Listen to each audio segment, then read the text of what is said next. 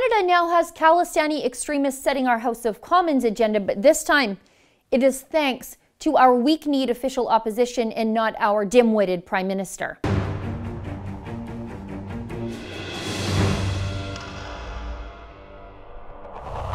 Conservative Party of Canada almost did something right, and then they snatched defeat away from the jaws of victory the way they always seem to do. Let me explain this time. Justin Trudeau, as you know, has caused an international diplomatic crisis with India because he invited a convicted terrorist named Jaspal Atwal to dinner with him in India. And then Trudeau tried to blame the Indian government for the invite, who then had to make a statement calling Trudeau what amounts to a bald-faced liar. It is a real mess. Atwal, despite being convicted of attempted murder of an Indian minister who was in Canada for a wedding, has long and deep ties to the Liberal Party. Atwal is a Sikh separatist and a proponent of creating a Sikh country in the Punjab, just carving up India. He's part of the Khalistani extremist movement. That's a movement that has used terrorism, like the Air India bombing that killed 280 Canadians, and political assassinations like the murder of Indian Prime Minister Indira Gandhi by her 2 Sikh bodyguards, and the murder that Atwal himself nearly committed on Canadian soil. Anyway, so wisely for once, the Conservatives were trying to do something to set themselves apart from the soft-on-terror Liberals and to show the world that we stand with the world's largest democracy, our friends in India. Conservatives were, as early as last night, going to bring forward a motion in the House of Commons that called upon the House to A, value the contributions of Canadian Sikhs and Canadians of Indian origin in our national life, that B, condemns in the strongest terms all forms of terrorism, including Khalistani extremism and the glorification of any individuals who have committed acts of violence to advance the cause of an independent Khalistani state in India, and C, stand with a united India. It's a pretty simple, straightforward motion. If you're against a motion that denounces terrorism, you might be a crazy person. The motion immediately separates Sikh Canadians from terrorists, including Khalistani extremists.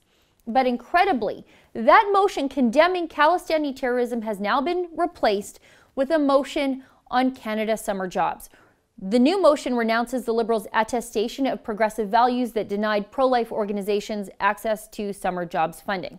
This is the text of the new motion. It reads, that in the opinion of the House, organizations that engage in non-political, non-activist work such as feeding the homeless, helping refugees, and giving kids an opportunity to go to camp should be able to access Canada Summer Jobs funding regardless of their private convictions and regardless of whether or not they choose to sign the application attestation. You know what? That's a great motion. Don't get me wrong, I like it, I support it, but the only reason it is on the agenda is because the Conservative Party of Canada caved to overnight pressure from activists in the Sikh Canadian community. And I know that's exactly what's happening because my favorite intrepid journalist, Candice Malcolm, published an email she received from a Sikh activist that called on the Sikh community to put intense pressure on the Conservatives.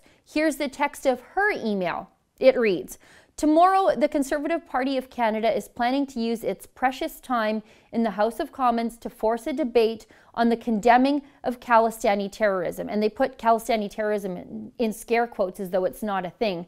But 280 dead Canadians were unavailable for comment. Let's go on. Instead of using House of Commons time for saying things that will actually help people's lives, they're targeting the Sikh community and targeting us as extremists. Okay, we also know that's not true because the first line of the motion distinguishes between Sikhs and Indians and Khalistani extremists. I guess these folks are just counting on nobody doing their own due diligence and actually reading what the motion says. Let's continue. There is no reason for starting this debate, but the effect will be clear. Canadians are starting to see us as terrorists when we are not. This will damage us in the public eye and hurt our community, especially our youth. Okay, you know what? The reason for starting this debate is because there was a real-life Khalistani terrorist with the Prime Minister, and that's, sort of a big deal. In fact, I think it's a big enough deal that the Sikh community in Canada should be calling the Prime Minister out on this. Anyway, the email continues. Everyone, please leave voicemails at the offices of the Conservative leader Andrew Scheer and Erin O'Toole, who is bringing this motion forward. Please communicate to them that if the Conservatives carry through and bring this motion forward, then we will not welcome them in our gurdwaras and we will absolutely not support them in the future. Please communicate that we are deeply hurt by this. Please leave voicemails for both O'Toole and Scheer. The numbers are below. Well, it seems like Khalistani extremists have a lot of political pull here in Canada. And that's because they absolutely do. They got this motion condemning terrorism yanked right off the agenda. Let me say that again. This was a motion condemning terrorism. Conservative Party leader Andrew Scheer is doing exactly what Trudeau is doing. He's courting extremists for votes, and he's insulting normal Conservatives along the way. Does Andrew Scheer really think that we can't tell the difference between our Sikh Canadian friends and neighbors and these radical Sikh extremists the way the email writer says we can't? That's like expecting us to confuse some random Quebecois dude and the terrorists of the FLQ. Canadians are so much smarter than this. The Conservatives have just abandoned their own moral high ground, and now they can't really be critical of Trudeau for his international diplomatic disaster of a trip to India. I mean, I guess they can still be critical of his clothing choices and constant obnoxious dancing.